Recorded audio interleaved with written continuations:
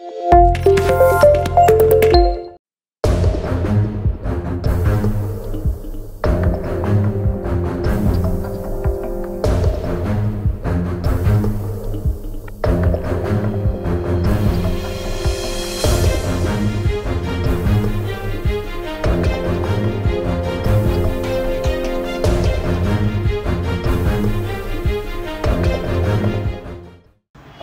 Police Thane येथे काल दिनांक 10 जून रोजी एक विनयभंगाची तक्रार एका महिलेने रात्री दिली होती।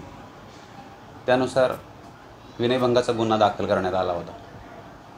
त्यामध्ये काल रात्री 8 वाजण्याच्या सुमारास एक महिला लिफ्टमधून 7व्या माळ्यावरून खाली उतरत असताना लिफ्ट 6व्या माळ्यावर आल्यावर झोमॅटो कंपनीचा डिलिव्हरी बॉय लिफ्टमध्ये आला आणि त्यांनी महिला एकटी असल्याचे पाहून तिच्याशी अश्लील हावभाव करून तिच्याशी शारीरिक लगड करण्याचा प्रयत्न केला, तसेच तिचा विनयभंग केला।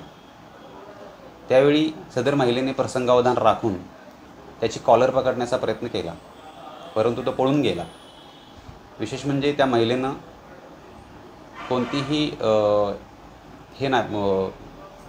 डायरेक्टली पोलीस स्टेशनला येऊन त्या झोमॅटो कंपनीच्या डिलिव्हरी बॉयच्या विरोधात तक्रार दाखल केली।